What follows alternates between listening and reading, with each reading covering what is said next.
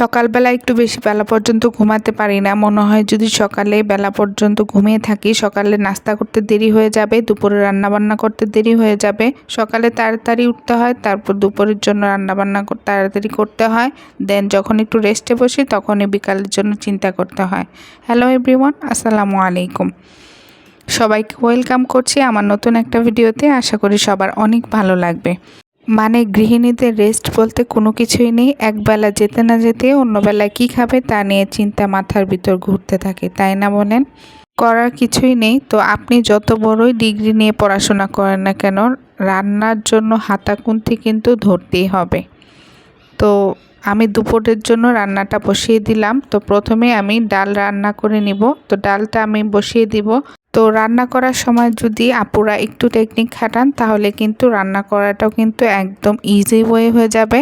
তো প্রথমে আমি ডাল আর ভাতটা বসিয়ে দিলাম, আর এগুলো তো আর দাঁড়িয়ে দাঁড়িয়ে রান্না করতে হবে না। তো এই ফাঁকে আমি সব সবজি মানে যা যা তরকারি রান্না করব, ভাজি করব, সব কিছু কেটে একদম ধুয়ে পরিষ্কার করে রেডি করে নিয়েছি। আর এইদিকে দেখছেন যে ডালটা একদম হয়ে গিয়েছে। তো একটা ঘুটনি দিয়ে আমি ঘুটিয়ে তারপর হলুদ, লবণ আর এখন পরিমাণ মতো পানি দিয়ে দিয়েছি। আর আমার ভাতটাও কিন্তু হয়ে গিয়েছে। তো ভিডিও ক্লিপ নিতে ভুলে গিয়েছি। তো যাই হোক, আমি এখানে ডালের জন্য বাগার ফোড়ন করে নিচ্ছি। তো এখানে আমি জিরা দিয়ে নিলাম, আস্ত জিরা হাফ চা চামচ। তারপর পেঁয়াজ কুচি দিয়ে নিচ্ছি। তো পেঁয়াজ কুচিটা দিয়ে আমি এখন পেঁয়াজটাকে ভেজে নেব ব্রাউন কালার করে। তারপর দিয়ে দিব কয়েকটা কাঁচামরিচ ফালি করা। দেন তারপর আমি ডালটা ঢেলে দিব। তো পেঁয়াজটাকে একটু ভেজে কালার আসার পর আমি ডালটা ঢেলে দিব। এই তো দেখতেই পাচ্ছেন। তারপর এই তো আমার ডাল বাগার দেওয়া হয়ে গিয়েছে। আর এর মধ্যে আমি হাফ টমেটো আর ধনিয়া পাতা কুচি দিয়ে দিলাম। আর এই তো ডালটাকে ভালো করে ফুটিয়ে আমি চুলা থেকে নামিয়ে নেব। তারপর রান্না করব জালি কুমড়া। তো এই তো আমি প্যান বসিয়ে দিলাম, আর এখন পরিমাণ মতো তেল দিয়ে এর মধ্যে মাছটাকে ভেজে নিব। তো মাছটা আমি হলুদ, মরিচ, লবণ দিয়ে মাখিয়ে রেখেছিলাম। তো পরিমাণ মতো তেল দিয়ে আমি তেলটা ভালো করে গরম করে নিয়ে তার মধ্যে আমি মাছের পিসগুলো দিয়ে দিয়েছি।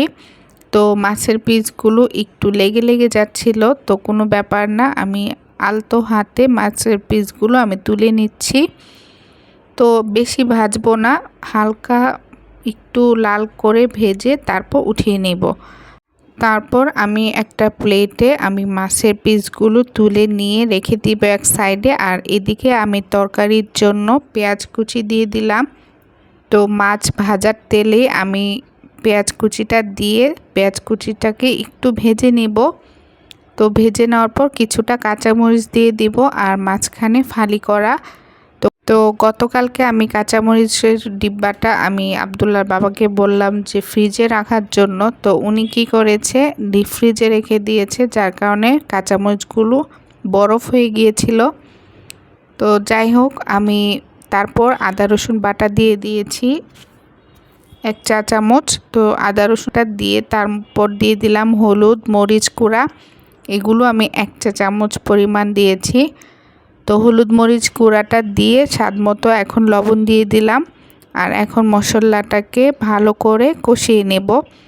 তো যেহেতু আদা রসুন বাটা দিয়েছি, তো মশলাটাকে একদম ভালো করে কষিয়ে নেব। আর আমি কিন্তু এখানে সামান্য পানিও দিয়েছিলাম মশলাটা কষানোর জন্য। তারপর মশলাটা তো দেখতেই পাচ্ছেন যে একদম তেল ভেসে উঠেছে আর মশলাটা একদম কষানো হয়ে গিয়েছে। এর মধ্যে দিয়ে দিলাম জালি কুমড়া। তো অনেকেই এটাকে চাল কুমড়া বলে, আবার জালি কুমড়া বলে। তো আপনারা কে কী নামে চিনেন অবশ্যই কমেন্ট করে জানাবেন। তারপর আমি ঢাকনা দিয়ে দিয়েছিলাম। আর এই তো মশলার সাথে ভালো করে জালি কুমড়াটাকে কষিয়ে নিয়েছি। আর এখন পরিমাণ মতো আমি ঝোলের জন্য পানি দিয়ে দিলাম। তারপর একটু নাড়াচাড়া করে ভাজা মাছগুলো আমি তরকারির মধ্যে দিয়ে দিব। তো এখন ভাজা মাছগুলো দিয়ে একটু নাড়াচাড়া করে ঢাকনা দিয়ে দিব। তার কিছুক্ষণ পর আমরা ফিরে আসব। আর এই তো যে দেখতেই পাচ্ছেন যে ঝোলটা একদম শুকিয়ে গেছে। তো তরকারিটা কিন্তু প্রায় হয়ে এসেছে। তো আমি আরও কিছু 5 মিনিটের মতো জাল করে তরকারিটাকে আমি নামিয়ে নিয়েছি। আর এই তো দেখতেই পাচ্ছেন যে কালারটা মাশাআল্লাহ অসাধারণ হয়েছে। দেখতে যেমন লাগছে খেতে কিন্তু তার থেকে আরও বেশি মজার ছিল। তো আপনাদের কাছে ভিডিওটি কেমন লেগেছে অবশ্যই কমেন্ট করে জানাবেন। তো আজকে দুপুরে ছিল হচ্ছে ডাল, তারপর হচ্ছে ঢ্যাঁড়স ভাজি, তারপর হচ্ছে জালি কুমড়া দিয়ে রুই মাছের তরকারি। তো ভিডিওটি যদি ভালো লেগে থাকে সবাই একটু লাইক, কমেন্ট এবং শেয়ার করে দিবেন। সবাই ভালো থাকবেন। আল্লাহ হাফেজ।